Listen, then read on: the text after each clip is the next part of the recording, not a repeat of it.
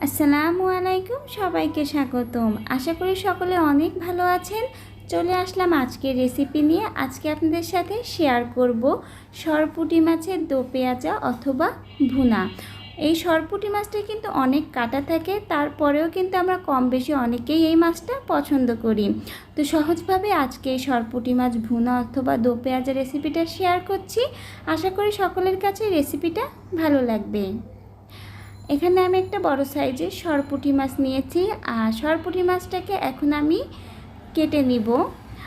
সরপুঁটি মাছটা কেটে নিয়ে এসেছি, আর সাথে আমি মাছটা কিন্তু খুব ভালো করেও ধুয়ে নিয়েছি। এখন আমি মাছটায় লবণ ও হলুদ মেখে নিব। লবণ ও হলুদ আমি মাখিয়ে নিয়েছি। এখন একটা প্যানে আমি তেল গরম করে মাছটা হালকা ভেজে নিব। খুব বেশি মাছটা আমি এখানে ভাজছি না, হালকা বাদামি হলেই আমি মাছটা তুলে নিব। এখন একটা প্যানে আমি পরিমাণ মতো তেল খুব ভালো করে গরম করে নিয়েছি, আর গরম তেলের ভিতরে এখন আমি প্রথমে কুচি করা পেঁয়াজ দিয়ে দিব। পেঁয়াজগুলো আমি খুব ভালো করে বাদামি করে ভেজে নিচ্ছি। পেঁয়াজটা বাদামি করে ভাজা হয়ে গেলে এর ভিতরে আমি পেঁয়াজ, রসুন ও আদা একসাথে ব্লেন্ড করেছিলাম সেটাই দিয়ে দিচ্ছি।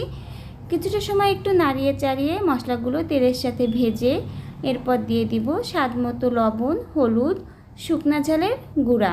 এখানে আমি আর কোনো রকমেরই মশলা দিব না। ভালো করে আমি মশলাগুলোকে তেলের সাথে ভেজে নিচ্ছি। মশলাগুলো খুব ভালো করে ভাজা হলে অল্প একটু কষানোর জন্য আমি পানি দিব। কষানোর পানিটা আমি এখানে খুব বেশি দিচ্ছি না, অল্প পরিমাণ পানি দিয়েই আমি মশলাটা কষিয়ে নিয়েছি। আর যখন খুব ভালো করে মশলা থেকে তেলটা ফুটে উঠবে তখন আপনারা ভেজে রাখা সরপুঁটি মাছগুলো দিয়ে দিবেন। মাছগুলো দিয়ে মশলাটা একটু মাছের সাথে কষিয়ে নেবেন, তাহলে মাছের ভিতরে খুব ভালো করেই মশলাটা যাবে। মশলা দিয়ে মাছটা ভালো করে কষানো হয়ে গেলে আপনারা এখানে ঝোলের পানি দিবেন। আর খুব বেশি ঝোলের পানি দেওয়ার দরকার নেই, অল্প ঝোলের পানিতেই কিন্তু এই সরপুঁটি মাছ ভুনাটা হয়ে যাবে। মাছটা আগেই যেহেতু ভেজে নেওয়া হয়েছে, মশলাটাও খুব ভালো করে কষিয়ে নেওয়া হয়েছে, সেজন্য অল্প পানি দিয়েই আপনারা ঢাকনা দিয়ে কিছুটা সময় সরপুঁটি মাছটা রান্না করে নেবেন। আর মাছটা একটু নাড়িয়ে চাড়িয়ে দিবেন দু সাইডটায়, যাতে খুব ভালোভাবে ঝাল লবণটা যায়। আর স্বাদ অনুযায়ী ঝাল ও লবণটা আপনারা চেক করে নেবেন। কিছুটা সময় রান্না করার পরে যখন দেখবেন ঝোলটা কমে এসেছে তখন কিন্তু আপনারা এটা নামিয়ে নিতে পারেন। আমি এখানে খুব বেশি ঝোল রাখবো না, অল্প অল্প ঝোলই রাখবো। আপনারা আপনাদের পছন্দ অনুযায়ী কিন্তু এখানে ঝোলটা রাখবেন।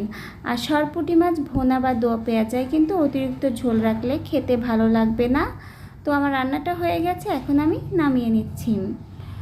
তৈরি হয়ে গেল আমার সরপুঁটি মাছের দো পেঁয়াজা অথবা ভুনা। সহজভাবে রান্নার রেসিপিটা আজকে শেয়ার করলাম। কেমন লাগলো আপনাদের কাছে অবশ্যই জানাবেন। আর ভিডিওটা ভালো লাগলে অবশ্যই আমার ভিডিওটা একটা লাইক করবেন। নিত্য নতুন ভিডিও পেতে চ্যানেলটিকে সাবস্ক্রাইব করে বেল আইকনটা প্রেস করে দিবেন। ভিডিওর সঙ্গে থাকার জন্য সবাইকে অসংখ্য ধন্যবাদ। আজকের ভিডিও থেকে আমি এখানেই বিদায় নিব। সুস্থ থাকবেন, ভালো থাকবেন। আল্লাহ হাফেজ। আসসালামু আলাইকুম।